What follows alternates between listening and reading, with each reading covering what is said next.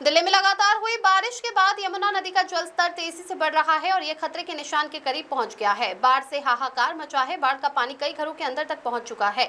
दिल्ली के लाल किले से लेकर राजघाट तक पानी प्रवेश कर चुका है।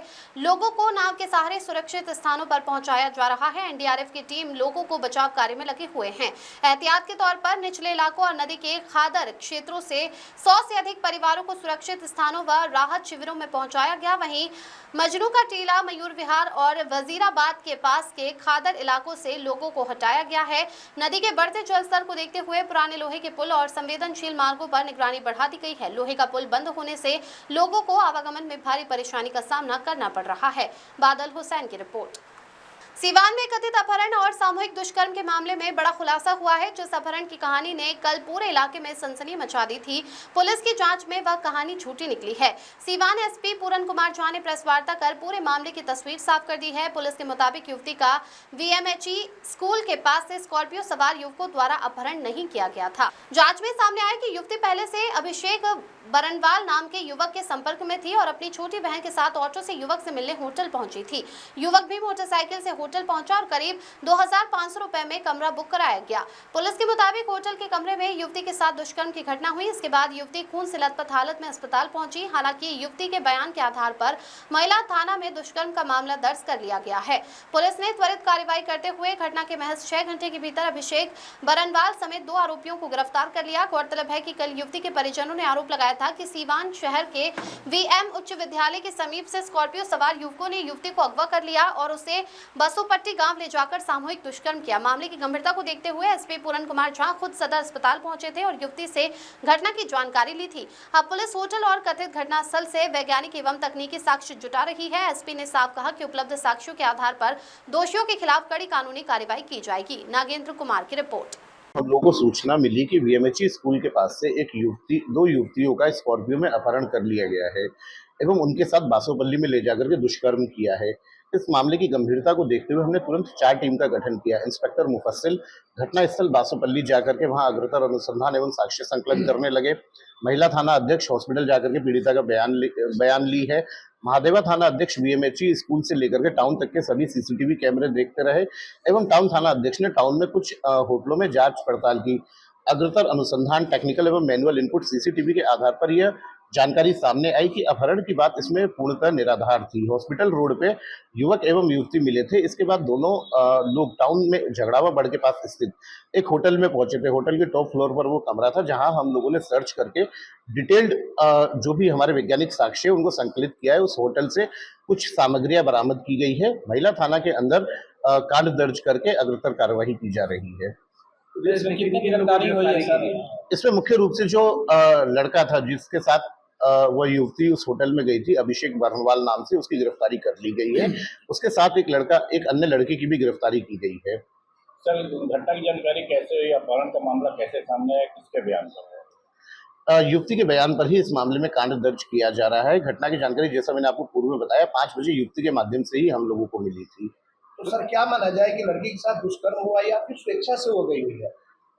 चूंकि प्रारंभिक जांच में ये मामला दुष्कर्म का आ रहा है, इसलिए हम लोगों ने दुष्कर्म मान करके ही इस कांड का अनुसंधान एवं गिरफ्तारी की गई और मामला दुष्कर्म में दर्ज किया गया है।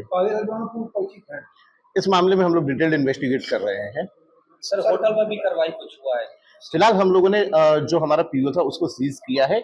उसका रजिस्टर खंगाला जा रहा है कि इस प्रकार की गतिविधि में यदि वो होटल संलिप्त पाया जाएगा तो उसको विधिवत सीज करने की भी कार्रवाई की जाएगी। लड़की को रोड किनारे फेंक दिया, क्या ये सही है? घटना के बाद दोनों लोग वहां से निकले हैं और उसके बाद मेडिकल शॉप पर गए हैं। कुछ वहां से हम लोग को एविडेंसेस मिले हैं एवं आगे का जो चेन है उसके बारे में हम लोग पता लगा रहे हैं। पूरी तरीके से फॉल्स रही। हाँ, वीएमएचई स्कूल के पास जो किडनैपिंग की बात प्रारंभिक रूप से कुछ न्यूज चैनलों द्वारा चलाई जा रही थी वह पूर्णतया भ्रामक थी। वीएमएचई स्कूल के पास हम लोग अब पूरे एविडेंसेस के साथ कह सकते हैं कि किसी प्रकार की किडनैपिंग की कोई घटना नहीं हुई है। जो घटना स्थल है वह टाउन में झगड़ावा बड़ और डीएवी मोड़ के बीच में स्थित एक होटल है। ये सर 2 लड़की का मामला या सर एक लड़की का मामला? इसमें पीड़िता एक युवती है। तो लड़का कहाँ के रहने वाला, क्या नाम है? लड़का बलेथा गांव का रहने वाला अभिषेक बरनवाल एवं उसका साथी सुजीत है। मथुरा श्री कृष्ण जन्मभूमि पर संभावित कार सेवा को लेकर अवधेश प्रसाद का बयान सामने आया है। अयोध्या सांसद ने भाजपा सरकार पर जनता का ध्यान भटकाने का आरोप लगाया। कहा, देश में किसान, खाद, कानून व्यवस्था और बिजली और महंगाई सबसे बड़ी समस्याएं हैं। इन ज्वलंत मुद्दों से सरकार का कोई नाता और मंशा नहीं है। केशव मौर्य के चंदा चोरी वाले बयान की चंदा चोरी की बात को वे लोग न करें जिन्होंने सरयू के पानी को लाल कर दिया था। अवधेश प्रसाद ने केशव प्रसाद मौर्य की राजनीतिक हैसियत पर सवाल उठाए। केशव मौर्य अपना चुनाव हार गए, सरकार में उनकी कोई पूछ नहीं है। अवधेश प्रसाद बोले, भाजपा को विकास से कोई मतलब नहीं, वह पीडीए की बढ़ती ताकत से चिंतित है। पीडीए की ताकत बढ़ने से भाजपा की परेशानी लगातार बढ़ रही है। अयोध्या से मोहम्मद जसीम की रिपोर्ट। कल भी है और 3-4 दिन है। अगर विशेष सत्र न फिर आउट हुआ तो जल्दी करेंगे, इसी अगस्त महीने में।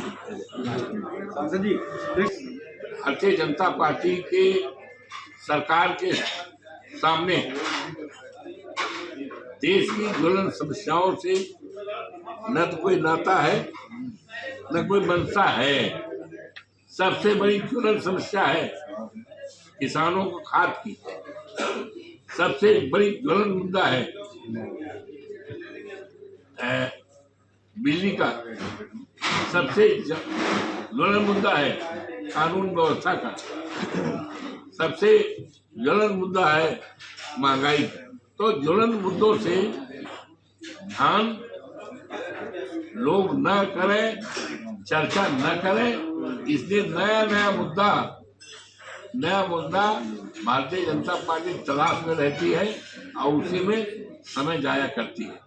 लेकिन अब ये सब नहीं होने पाएगा। जनता जागरूक। चुने हुए इंग्रेडिएंट्स और फाइनेस्ट ग्रेडिंग से बनते हैं लाजवाब टेस्टी मसाले, राजेश मसाले।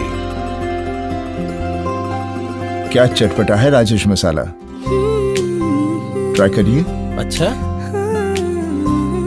राजेश मसाले। अरे हटा, कब हटा। पेट सफा खा, पलंग पे लेट के सो जा।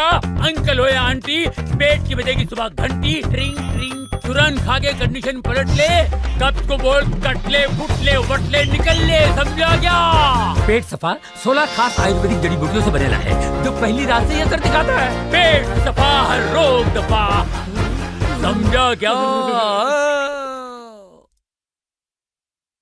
उन्हेल गायत्री प्रज्ञा मंडल उन्हेल के मार्गदर्शन में मां भगवती देवी के जन्म शताब्दी वर्ष में दिनांक 9/8/2026 रविवार को प्रातः 8 बजे श्री कृष्ण मंदिर उन्हेल में भव्य पंचकुंडीय गायत्री महायज्ञ का आयोजन यज्ञाचार्य तेज बहादुर शर्मा, परिवारजक पवन बिल्लोरे एवं शंभुलाल प्रजापति नागदा के द्वारा संपन्न कराया गया, जिसमें मुख्य यजमान गायत्री परिवार से जुड़े उन्हेल नगर परिषद के वार्ड पार्षद द्वारकाधीश सोनी रहे।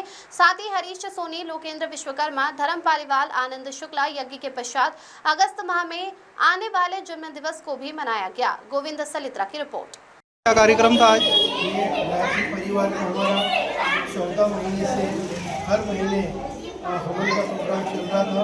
इसी के कार्यक्रम के अंतर्गत आज यहाँ पर स्वर्णघाट समाज मंदिर उन्हेल में 5 कुंडी महायज्ञ का आयोजन किया गया। कितने टाइम से चल रहा है कार्यक्रम? 14 माह से चल रहा है और आसपास ग्रामीण क्षेत्रों में भी चल रहा है।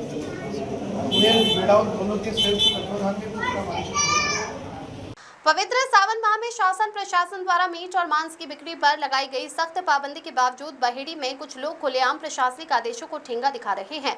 स्थानीय पुलिस के लिए क्षेत्र में मीट की बिक्री पर पूर्ण रूप से लगाम लगाना एक बड़ी चुनौती बन गया है। ताजा मामला नैनीताल रोड स्थित रजा कैटर्स का है, जहां नियमों की अनदेखी कर धड़ल्ले से चिकन बिरयानी बेचे जाने का मामला सामने आया है। प्राप्त जानकारी के अनुसार सावन के नियमों का उल्लंघन करने वालों पर प्रशासन ने सख्त रुख अपनाते हुए 7 अगस्त को कार्रवाई की थी और बुलडोजर भी चला था, लेकिन इन बेखौफ दुकानदारों पर इसका कोई असर नहीं दिखा। अगले ही दिन 8 अगस्त को रजा कैटर्स के मालिक शब्बू ने प्रशासन की आंखों में धूल झोंकने के लिए मुख्य दुकान तो बंद रखी, लेकिन बिक्री बंद नहीं की। उसने नैनीताल रोड पर ही बेकरी वाली गली में अपना स्टॉल लगा लिया और वहां से चोरी छिपे मांस की बिक्री जारी रखी। सावन के पवित्र महीने में इस तरह मना करने के बाद भी खुलेआम नियमों को ताक पर रखकर न सिर्फ प्रशासन को खुली चुनौती दी जा रही है, बल्कि ये क्षेत्र के शांतिपूर्ण माहौल और सामाजिक सौहार्द को बिगाड़ने की कोशिश भी है। लगातार नियमों की अनदेखी और शासन के आदेशों की अवहेलना के बाद अब ये देखना अहम होगा कि प्रशासन इस पर क्या रुख अपनाता है। क्षेत्र में चर्चा का विषय बना हुआ है कि क्या ऐसे लोगों की मनमानी रोकने के लिए प्रशासन एक बार फिर बुलडोजर की कड़ी कार्रवाई करेगा या इन पर कोई ऐसी सख्त कानूनी धाराएं लगाई जाएंगी जो दूसरों के लिए भी एक नजीर बन सके। विशाल की रिपोर्ट।